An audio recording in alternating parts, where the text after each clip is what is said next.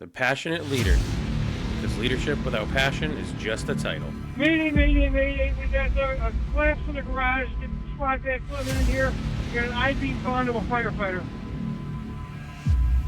It's on island urgent. Transmit a second aloft.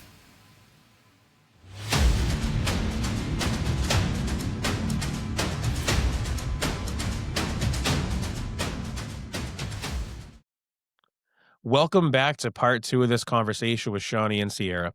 In the first half, we laid out the scars left by childhood trauma, resilience forced too early, anger born from absence, and grief that clings on to every memory. Now we go further. Part 2 isn't about retelling the pain, it's about survival in its rawest form. How you learn to breathe again when the air feels stolen. How you carve out a path when there's no map, and what it takes to keep moving when every step feels heavier than the last. This isn't easy ground, but it's real. Let's get back to it. What do each of you two kind of do to bring it back around and kind of keep yourselves grounded and, you know, remind yourselves of, being compassionate for other humans and stuff like that? I go in very neutral. Regardless of their background, they're there for a specific concern. Most of the time, if I hadn't have looked at their information previously, I wouldn't know it. You don't know, and same thing goes for the people that you do know. You don't know that, Billy, your best buddy, he could be hiding an addiction, but you're still when he says he has, shortness of breath, you're gonna do a full entire head to toe workup. So we need to remind ourselves every single person deserves the best quality of care that we can give them.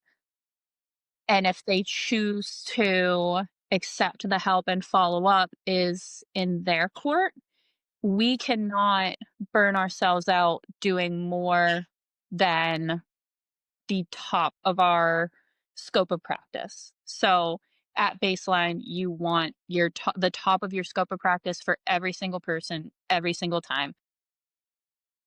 Nope, I'm not as professional as her. I call her and scream into the phone, and then I hang up, and then I'm fine, and I go into the room. But it's usually "Can I just?" And she says, "Go ahead," and I scream at the top of my lungs for a good 30 seconds straight, and then I do another little and then I'm good. Yeah, I, we enjoy screen time around here. I think it's a twin thing. um, what is one wound from your daddy's suicide that will never fully heal, and how do you live with it? Sierra touched on it. I think it's the wound of the why was I never good enough? Mm. And again, that's not something that I'm sure he was thinking of. Um, but it also then opens your future relationships up for a lot of issues because I mean, even your and mine relationship, I especially in the early beginning, I suffered a lot from panic attacks. I constantly thought that if you didn't leave me, that you were just going to die, or that you were going to put yourself in a position where you were going to be killed because I just never felt that self worth of like, oh my God, I'm happy and I deserve to be happy because of the situation when I was so young. Gotten better at that now. We have some coping mechanisms. I don't tell you not to go to work because I'm scared you're gonna die anymore. But That was a really tough time of our relationship, if I'm being honest. hi Bubs. Hey, buddy. Go back up to bed. Um, honestly, that is a wound actually. Because I named him after Daddy. Um, and one of my friends that had passed away early, but like I named him after my dad. Um, because I think like I constantly try to push myself to be better because in the back of my head, it's if I would have been better, if I would have listened better, him and mom wouldn't have fought. Or if I would have listened to Grammy, we could have stayed longer. Or if I if I did this, he would be more proud of me and it would have been more willing for him to stay. I think like stuff like that just kind of is a bigger wound that I should probably work on, but I think that's why I push myself so hard to keep doing like I got my LPN, so now I wanna get my RN. And then when I get my RN, I wanna go for my CRNP, and maybe after my CRNP, I wanna continue on, like, to specialize in something because if I keep getting better, more people are gonna be proud of me and they're not gonna leave me. It's deep, and it is completely normal for a survivor to feel that way. And it's kind of it's a really good transition actually. So what piece of him do you both still carry with you today? I've been told that I have his humor, his demeanor, and, a lot of his facial expressions. That was really fun growing up. Mom really loved when I would throw a dirty look at her that reminded her of daddy. She loved that one. Honestly, like, being out in the Cove now, I have a lot of people that have said, like, "Oh my god, you can tell you're Lenny's kid, like, you look just like him or you act just like him," and, like, when I first found out everything that happened and, like, the circumstances behind, like, the addiction and everything, I found it really offensive, but I get it because he always was joking. He was always, like, the the center of attention, but never wanted to be the center of attention because he just, like, drew people in with his humor and his goofiness. All right, I like it. Um, if you could speak to your 9-year-old selves right now, they just found out their daddy's dead and he's not coming home. You're not going to see him again. What would you tell yourselves then that you know now? Our answer is gonna be the same. I don't expect anything different, honestly. That it sucks, it gets better, and then it sucks a little bit more. Um, it does get hard when we start having our family, but we have such a great support system that we know he would have been proud of us no matter. You use the P word. I did use the P word, that one hurt a little. So our answers are not the same, I lied. Um, so I would tell our 9-year-old selves that it's not your fault. I suffered a lot of survivor's guilt because 2 days prior he had passed away the day that we were supposed to go to court to get adopted by my dad.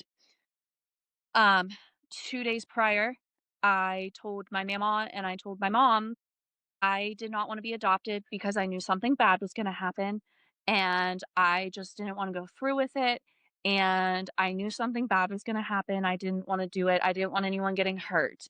And my mom, like, not in these words, but pretty much said, "Well, that's too damn bad because it's already set up and we're doing it." But I know I had a lot of guilt for a while because I knew something bad was happening. I didn't know what was happening, but I knew something bad was happening and I didn't wanna go through with the adoption. Hmm. So, being as twins, I can tell you I don't know I know a lot of people who have suffered the loss of a loved one by way of suicide, but never twins except for you two. How did you guys use each other to kind of get through the situation, or were you not able to because you each were kind of fighting on your own battles? No, we would, like, literally look at each other and be like, "Are you crying? I'm crying. Do you wanna color? Do you wanna draw a picture? Can we go to the guidance counselor's office so that we can draw a picture for her? Because I think she'd really like this picture." Yeah, I feel like So not we a got lot's a lot changed. closer. Yeah, no, I it's unique because you guys are identical, and I'm able to tell voices apart and all that for the most part. with some visual help. But um, you guys are two halves of a whole idiot. So, um, Sure. has your career given you guys moments of healing, times where maybe you felt like you gave back what you never got? I do, yeah.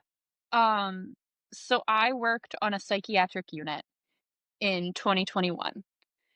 Um, so being that it was kind of cusp of COVID, things were still bad, but not necessarily super, super strictly locked down still, but like still at the point of like you want to be social distancing and you want to wear masks and you didn't have a lot of that human interaction. A lot of people had mental health illnesses and a lot of people were getting hospitalized for it. Um, and I remember so specifically, I had a patient who was admitted for drinking not bleach. It was something for the car, Antifreeze? like coolant or antifreeze, something like that. Because his wife had died and he wanted nothing more than to crawl up in the casket with her. And his children just didn't understand. So, working night shift, I had a lot more time to speak with him. So, in our conversation, he mentioned a few times, like, I just wish that my kids were as well spoken as you. Like, I just know your parents look at you with pride, and that definitely healed me a little bit more than it normally would have. I know there was one specific patient, he was in withdrawal from alcohol. No one wanted to deal with him because he was just so mean. He was throwing things, he was kicking, he was spitting, he was like in soft restraints at one point. His mother was sitting in the room with him. He was trying to use a phone cord to wrap around his neck, and his mom just sat there bawling, saying, "This is not my little boy. I don't know what happened." Like somewhere between him losing his job, because again, this was 2021, right at the cusp of COVID, between losing his job and his wife left him. She moved to a completely different state, took the kids, all that. This just isn't him. And I'm so glad that you're here to help him. And her and I got talking and everything like that. And him and I were talking, and he eventually agreed to like go to therapy and go to rehab. And in talking with the mother, I had brought up my grandmother and my dad. Um, and I said, like, my grandma was strong enough to get through it. She was strong enough to get through it too. She just had to remember who she raised is not who is in his body right now, but he is still there.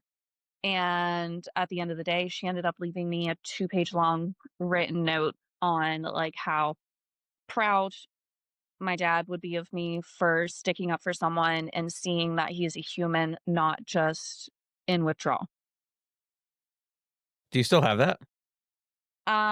It was in one of my folders, and I have to think of where my folder is, but yes, I saved it. That's awesome. Um, for our listeners, what do you want people to know about the hidden ripples of suicide that nobody can see? If you think it's not going to affect somebody, you're dead wrong. Um, I don't care who you are. I don't care what support system you do or don't have. I don't care if you are, the last surviving member of your family at all. There is a dog down the street that gets the zoomies and loves when your car drives by because the color flashes in the window nicely. There's an ant that is consuming the bread on your counter that otherwise wouldn't have made it through the summer. Um, there's a coworker that only chooses not to call out because they know that you're going to be there and they want to have a shift with you.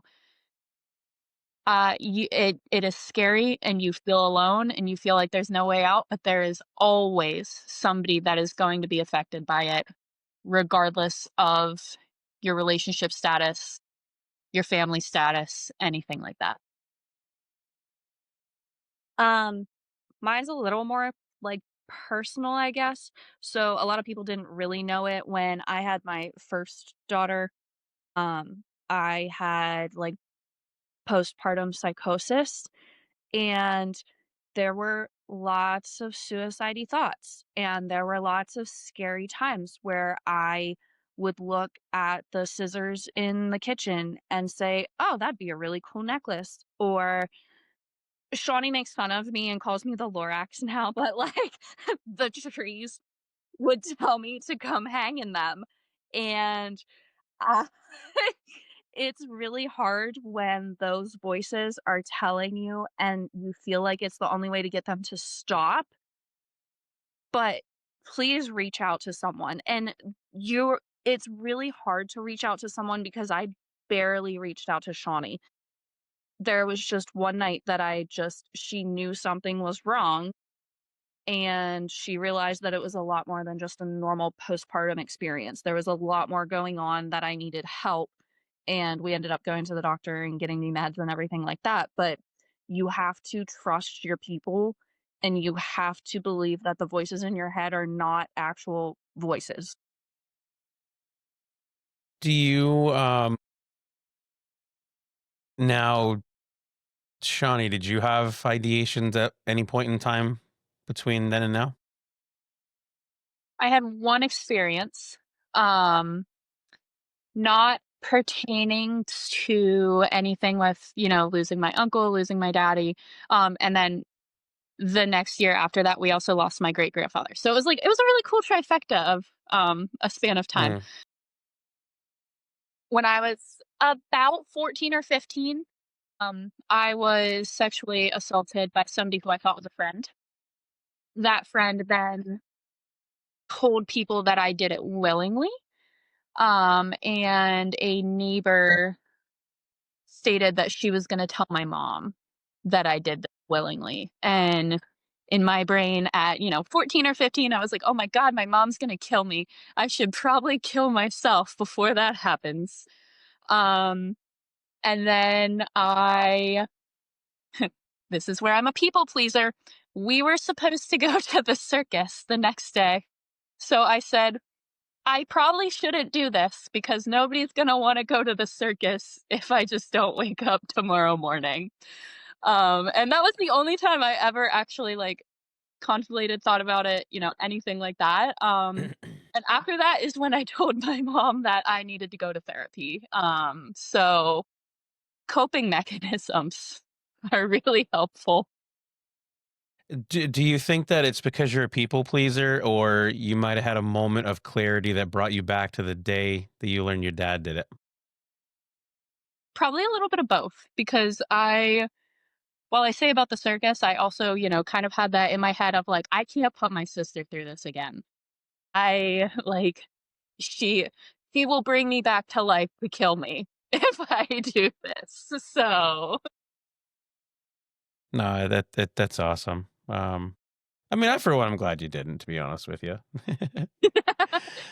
um, so if Daddy could see both of you right now in the careers that you've forged, the families that you've built, what do you think he would say, and what do you wish he could have seen in himself or for himself as it happened? when we were because again, we were very little, so when he wanted to swear, he would say it in a Scottish accent.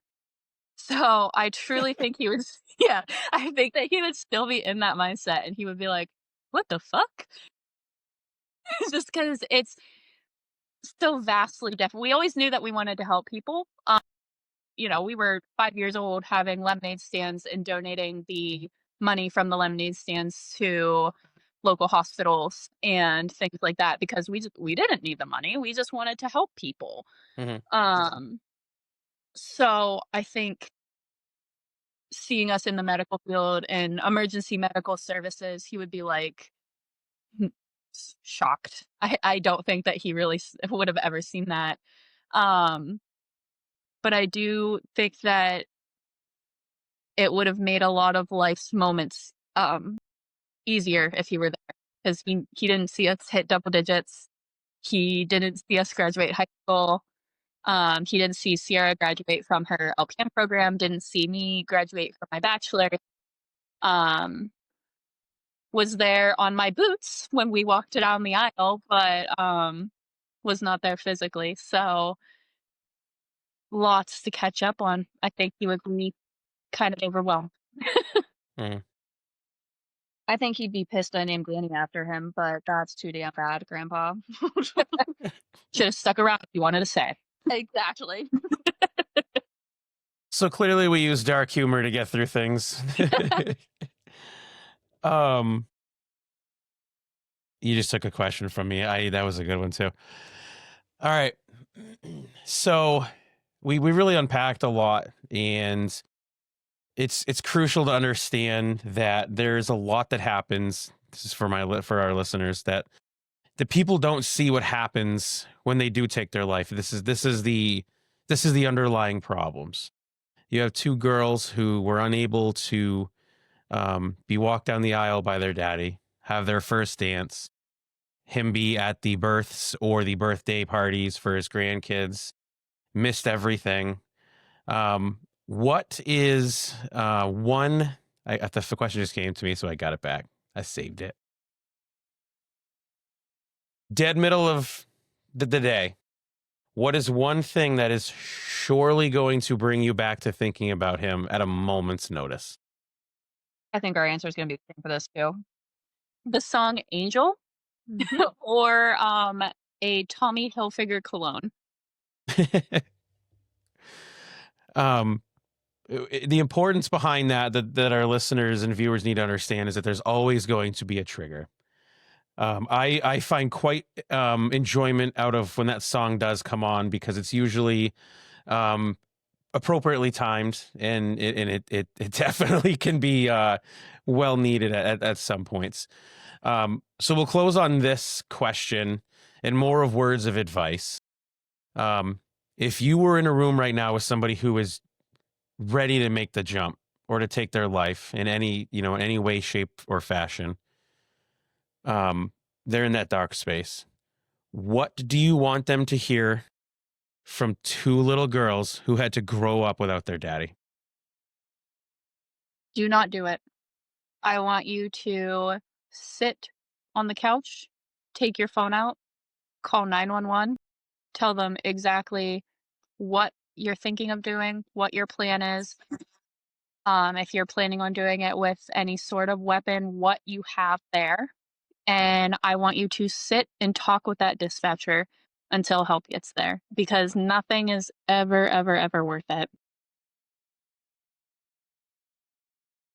I mean, that for the immediate future, but, like, I if it means that you'll stay, wait until your shampoo and conditioner run out at the same time.